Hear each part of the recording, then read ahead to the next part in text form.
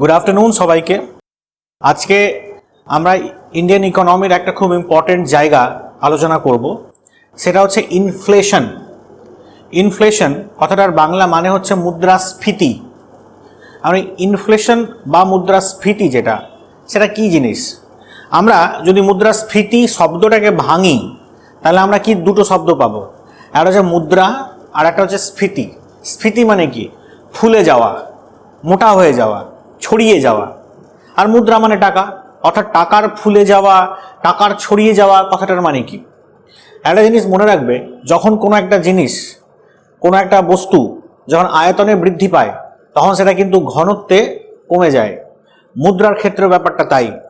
মুদ্রা যখন সংখ্যায় বাড়ে এবং সময়ের সাথে তার ভ্যালু, তার অঙ্ক বাড়লেও তার ক্রয় ক্ষমতা কিন্তু কমে যায়। এটা ইকোনমিক্সের একটা ন্যাচারাল নিয়ম।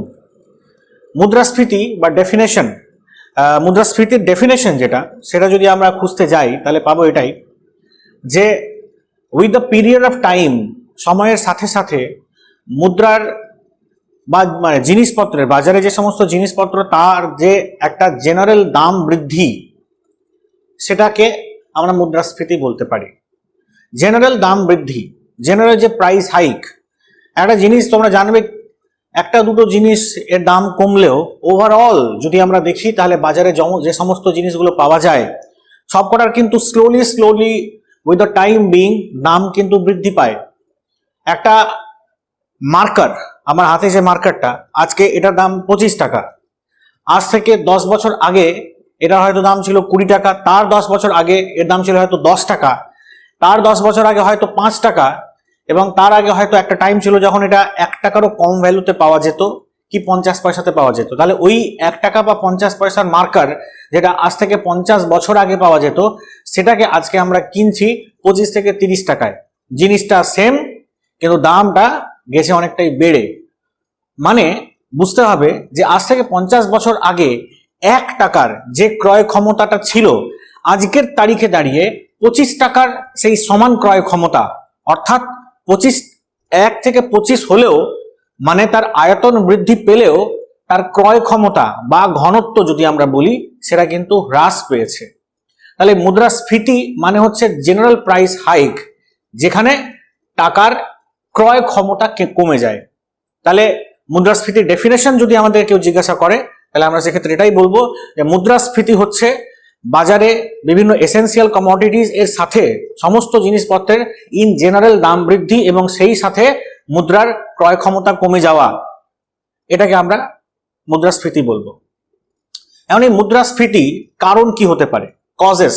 দেখো, কজের ক্ষেত্রে দুটো জিনিস বলা আছে, demand side and supply side. কোনো জিনিসের দাম বাড়ে কি করে? দাম দুটো কারণে বেড়ে যেতে পারে। প্রথম কথা, কোনো একটা জিনিসের ডিমান্ড খুব বেড়ে গেছে, ঠিক আছে, আবার কোনো একটা জিনিসের সাপ্লাই খুব কমে গেছে। আমরা খুব রিসেন্ট এইসব জিনিসগুলো দেখতে পাবো, যে ধরো এখন করোনা ভাইরাসের জন্য কোভিড-19 যে ক্রাইসিস চলছে, তারপরে হঠাৎ করে বাজারে আজ থেকে 2 মাস আগে স্যানিটাইজারের খুব অভাব পড়েছিল। অভাব পড়ার ফলে স্যানিটাইজারে কিন্তু সাপ্লাইয়ে কোনো অভাব পড়েনি। স্যানিটাইজারের সাপ্লাই আগে বাজারে যা ছিল তাই ছিল, কিন্তু হঠাৎ করে ভাইরাসের ভয়ে আমরা সবাই ছুটলাম স্যানিটাইজার কিনতে। তাহলে বাজারে অ্যাভেলেবল স্যানিটাইজার খুব তাড়াতাড়ি ফুরিয়ে গেল, আমরা সবাই স্যানিটাইজার কিনছি। এইভাবে যখন কোনো একটা জিনিসের দাম ডিমান্ড অস্বাভাবিকভাবে বৃদ্ধি পেয়ে যায়, তখন অ্যাভেলেবল যে কমোডিটি থাকে মার্কেটে প্রেজেন্ট, সেগুলোর ওপর প্রাইস হাইক হয়। কেন? ধরো একটা পেন, এই যে মার্কারটা, তার দাম হচ্ছে 20 টাকা বা ধরো 25 টাকা, বাজারে অনেকগুলো আছে তার জন্য আমরা যাচ্ছি 25 টাকা দিয়ে কিনছি। কিন্তু ধরো হঠাৎ করে কোনো একটা কারণে আমাদের সবাইকেই গভর্নমেন্ট থেকে বললো যে প্রত্যেকে 5টা করে মার্কার কিনুন, তাহলে আমরা সবাই ছুটবো মার্কার কিনতে, কিন্তু বাজারে তত মার্কার নেই। তখন কি হবে? তখন আমরা এই 25 টাকার মার্কারটাই সবাই চেষ্টা করবো, যদি 50 টাকাও চাই আমরা দিয়ে দেবো, 100 টাকাও চাই হয়তো আমরা সেটাই দিয়ে দেবো। তাহলে কি দামটা বৃদ্ধি পেয়ে গেল, কারণ হঠাৎ করে ডিমান্ড অনেক বেড়ে গেল। তাই তাহলে এই হঠাৎ করে বা যে কোনো কারণে যখন কোনো জিনিসের ডিমান্ড অনেক বৃদ্ধি পায়, তাহলে সেক্ষেত্রে সেই দ্রব্যের দাম বৃদ্ধি পেতে পারে। এটাকে বলা হয় demand side reason, demand side inflation, চাহিদা বৃদ্ধি পাওয়ার জন্য মূল্য বৃদ্ধি। আর একটা হতে পারে সাপ্লাই সাইড, আগেরটাতে ডিমান্ড বৃদ্ধি পেয়েছিল, সাপ্লাই সমান ছিল, মানে রেগুলার ছিল, নর্মাল ছিল, কিন্তু হঠাৎ করে যদি কোনো কারণে দেখা যায় ডিমান্ড কিছুই বাড়েনি কিন্তু কোনো জিনিসের সাপ্লাই কমে গেছে, যে কোনো কারণেই হোক। যেমন ধরো কোনো বছর প্রচন্ড শিলাবৃষ্টিতে টমেটো নষ্ট হয়ে গেছে, বাজারে অল্প টমেটো এলো, তাহলে কি ডিমান্ড কিন্তু বাড়েনি, কিন্তু যেহেতু বাজারে অল্প টমেটো, আমরা সেই টমেটো হয়তো যেটা নর্মাল টাইমে 10 থেকে 20 টাকা পার কেজি ছিল, আমরা হয়তো সেটা 100 টাকা পার কেজি কিনছি। মাঝে মধ্যেই হয় এটা, কখনো টমেটো নিয়ে, কখনো পেঁয়াজ নিয়ে। তো এই যে ঘটনাটা, যে কোনো একটা কারণে যদি বাজারে কোনো পার্টিকুলার দ্রব্যের সাপ্লাই কমে যায়, তাহলে তার যে হঠাৎ করে মূল্য বৃদ্ধি, সেটাকে আমরা বলবো সাপ্লাই সাইড ইনফ্লেশন। তাহলে বাজারে যে কোনো জিনিসের দাম দুটো কারণে বৃদ্ধি পায়। এক, হঠাৎ করে খুব দাম বৃদ্ধি, ডিমান্ড বৃদ্ধি পেয়ে গেলে এবং সেই অনুযায়ী সাপ্লাই না দিতে পারলে। আর দ্বিতীয়, ডিমান্ড একই থাকবে কিন্তু কোনো কারণে যদি সাপ্লাই খুব কমে যায়, তখন সেটাকে আমরা বলবো সাপ্লাই সাইড ইনফ্লেশন। ইনফ্লেশন বা মুদ্রাস্ফীতি, এই জিনিসটা কিন্তু অনেক সময় আমরা নেগেটিভ সেন্সে দেখি, কিন্তু নেগেটিভ সেন্সে এটাকে দেখা ঠিক নয়। কারণ যে কোনো ইকোনমিতে ইনফ্লেশন একটা ইনসেন্টিভের কাজ করে, একটা এনকারেজমেন্টের কাজ করে। ইনসেন্টিভ এই সেন্সে যে কোনো জিনিসের দাম যদি বৃদ্ধি না পায়, যদি জিনিসপত্রের দাম বৃদ্ধি না পায়, তাহলে কি হবে, যে ব্যবসায়িক ব্যবসা করছে, মানে ধরো আজ থেকে 30 বছর আগে চাল ঠিক ছিল 5 টাকা কেজি, আজ থেকে 20 বছর আগে চাল ছিল 5 টাকা কেজি, আজকে চাল 5 টাকা কেজি, এবং আজ থেকে 10 বছর পরেও চাল 5 টাকা কেজি। যদি এরকমই হয়, তাহলে যে চালের ব্যবসায়ী, সে জেনারেশন আফটার জেনারেশন একই প্রাইসে চাল বিক্রি করে যাবে কেন?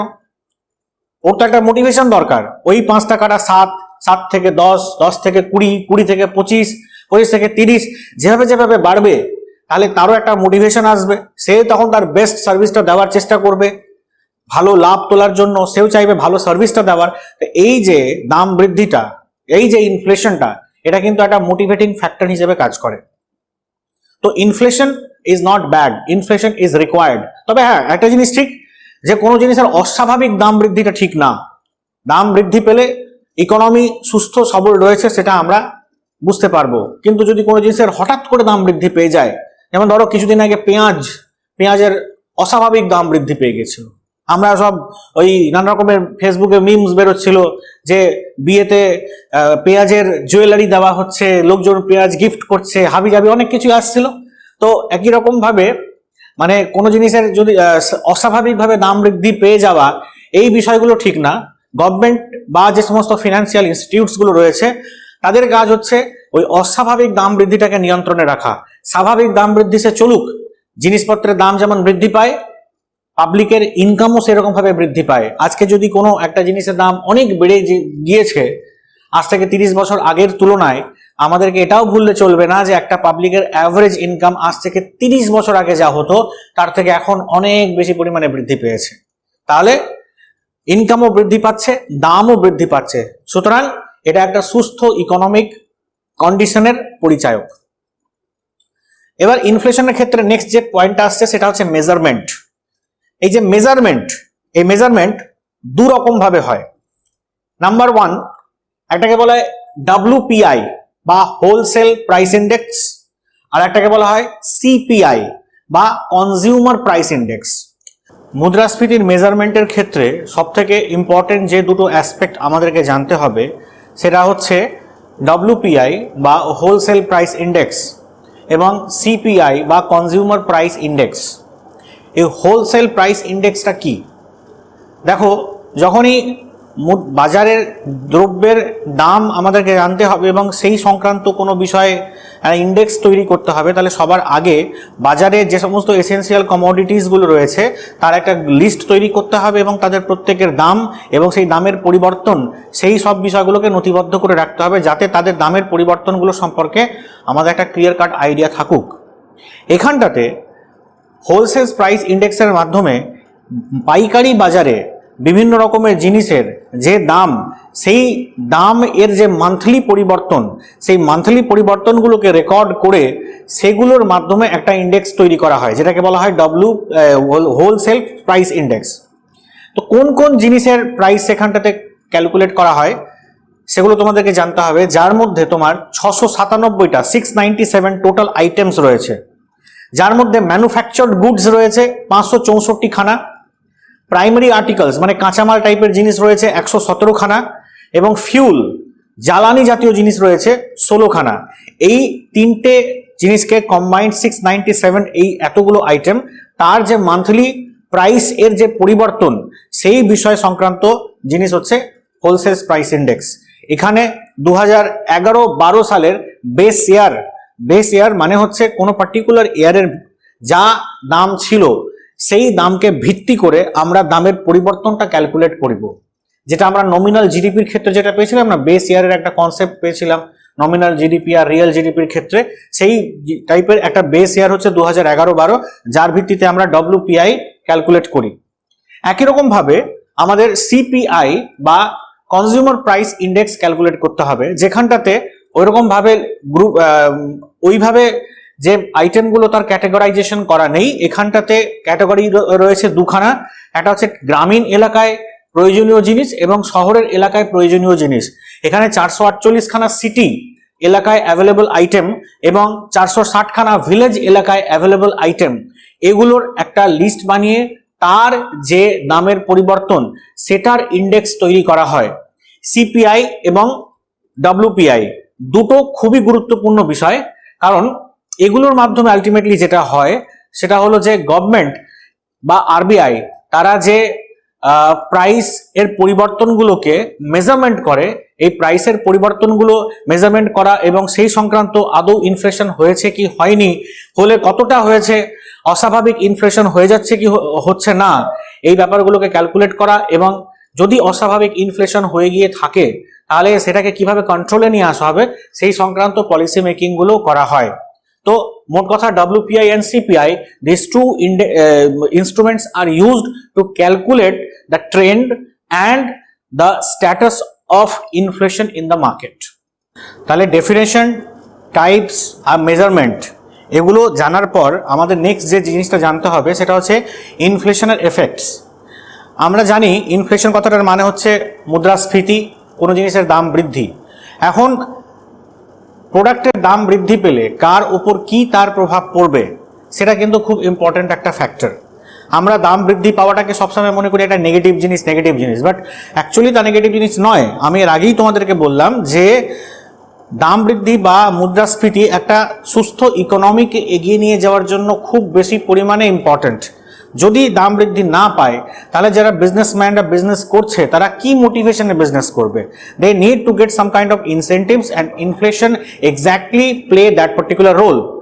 এবার আমরা দেখে নেব যে ইনফ্লেশন হলে তার এফেক্টগুলো কাদের উপর কীরকম পড়ে। প্রথম কথা, অন বিজনেস ক্লাস বা ব্যবসায়িক শ্রেণী যারা ব্যবসা করছে তাদের উপর এর এফেক্ট কী পড়তে পারে? দাম বৃদ্ধি। একজন ব্যবসায়ী, সে ধরো একজন পেনের ব্যবসায়ী, ও হয়তো এই পেনটা কিনে নিয়ে এসছে 15 টাকা পার পিস।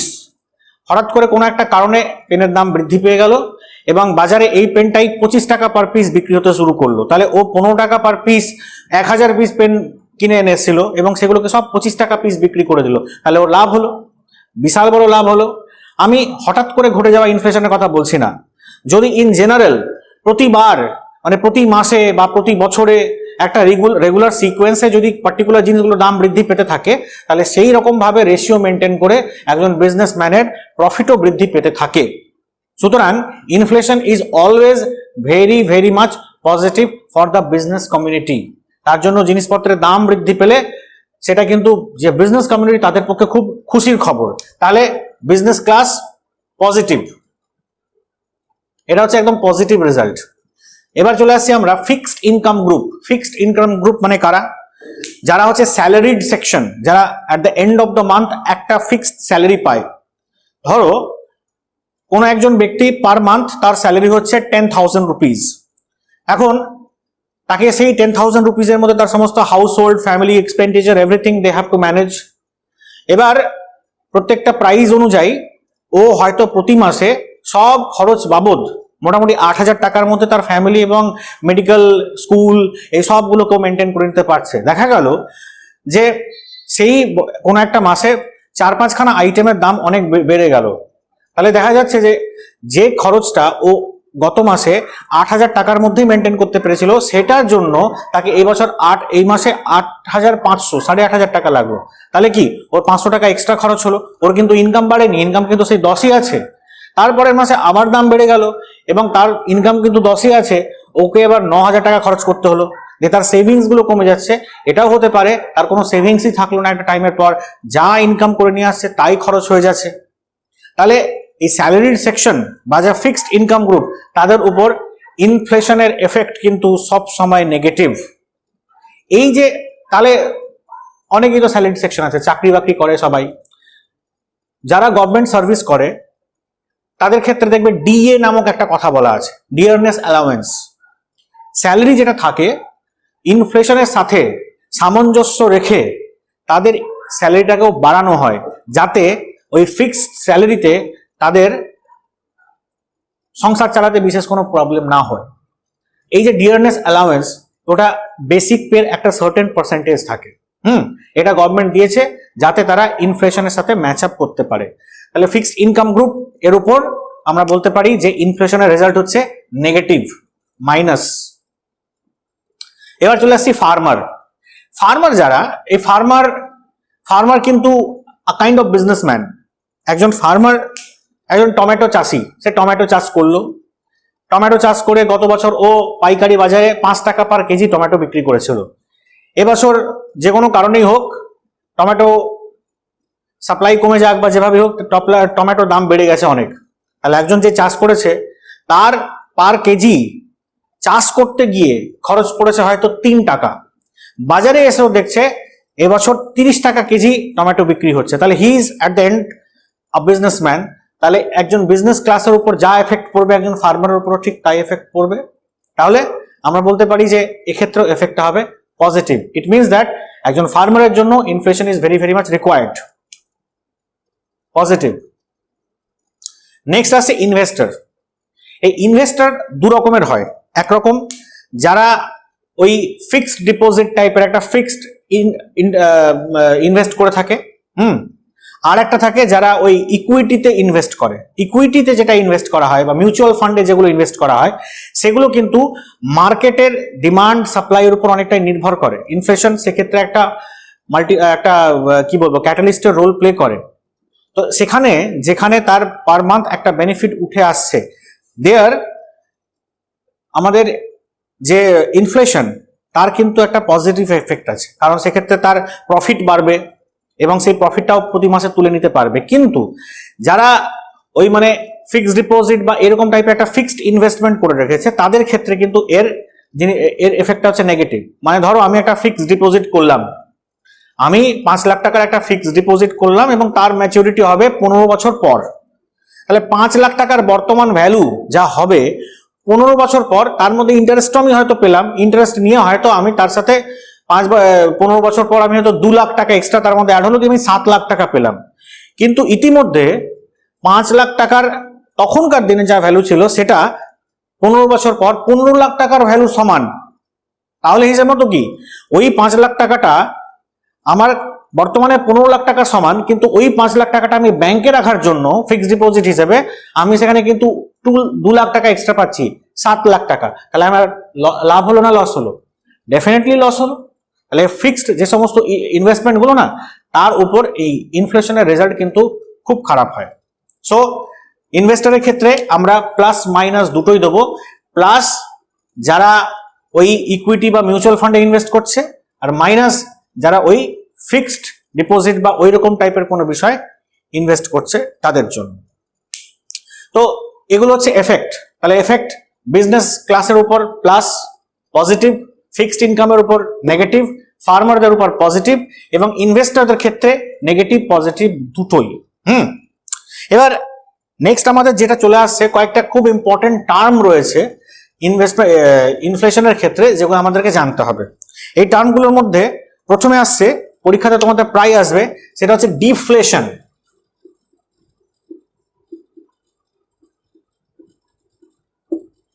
ডিফ্লেশন ডিফ্লেশন কথাটার মানে কি?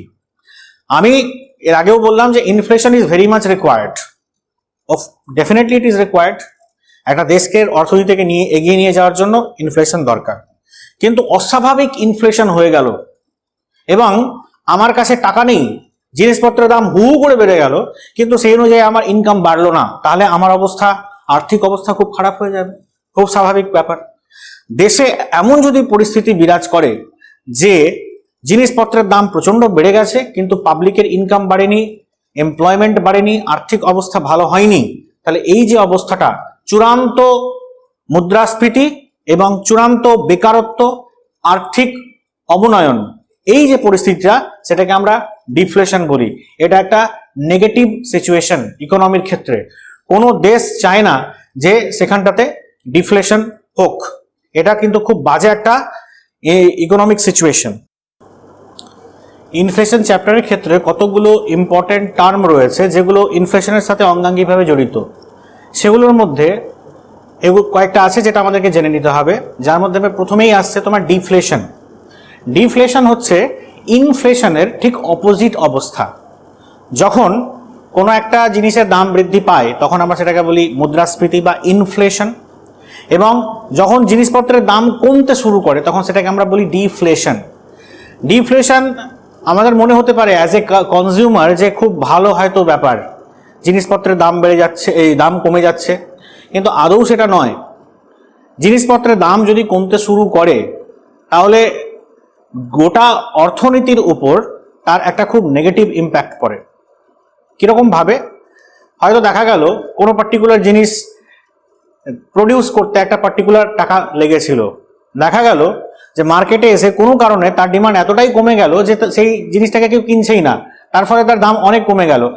আলটিমেটলি 10 টাকা দাম হয়তো মার্কেটটা লেগেছিল কি তৈরি করতে, সেই যে জিনিসটা মানে ম্যানুফ্যাকচারিং কস্টটাও হয়তো উঠছে না, ওই 10 টাকায় কেনা জিনিসটাকে 5 টাকায় বিক্রি করতে হচ্ছে। তাহলে কি, যে বিজনেসম্যান তার তো লস হবে, এবং লস হওয়া মানে তার বিজনেস হয়তো উঠে যাবে। তার জন্য deflation is always a negative thing. আমরা একটা জিনিস দেখতে পারবো যে যত আমরা ডেভেলপড কান্ট্রিতে যাব বা আমাদের দেশের মধ্যে যত ডেভেলপ জায়গাতে যাব, সেখানে কিন্তু জিনিসপত্রের দাম বেশি থাকে। যেখানে পার ক্যাপিটাল ইনকাম বৃদ্ধি পায় বা যেখানে পার ক্যাপিটাল ইনকাম বেশি থাকে সেখানে কিন্তু সমস্ত জিনিসের দাম বেশি থাকে। আবার তুমি যত আন্ডার ডেভেলপ জায়গায় যাবে বা যেখানে লোকজনের ইনকাম কম সেসব জায়গায় যাবে, সেখানে কিন্তু তুমি জিনিসপত্রের দাম কম পাবে। হ্যাঁ, তুমি যদি আমেরিকাতে যাও তাহলে 100 টাকায় ভারতে তুমি হয়তো, বা 100 টাকা ছাড়ো, তুমি হয়তো 50 টাকায় এখানে এক বেলার খাবার খেতে পারবে। হয়তো তোমার দুপুরের লাঞ্চ তুমি যে কোনো জায়গায় গিয়ে 50 টাকায় পেট ভরে খেতে পারবে। কিন্তু ওই 50 টাকায় তুমি যদি আমেরিকাতে যাও সেখানে হয়তো তুমি 1 কাপ চাও পাবে না।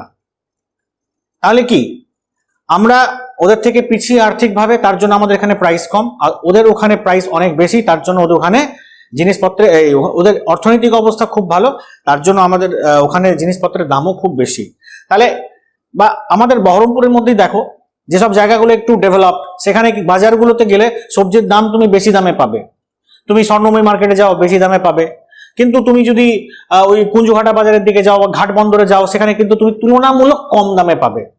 তো এটা কিন্তু এরিয়া টু এরিয়া ডিপেন্ড করে, লোকজনের পারচেসিং পাওয়ারের উপর ভিত্তি করে এটা তৈরি করে। দিল্লিতে গেলে তুমি মেট্রোর ভাড়া হয়তো একটা স্টেশন থেকে আরেকটা স্টেশন যাবে, তোমার মিনিমাম ভাড়া হয়তো 70 থেকে 80 টাকা, এরকম আছে।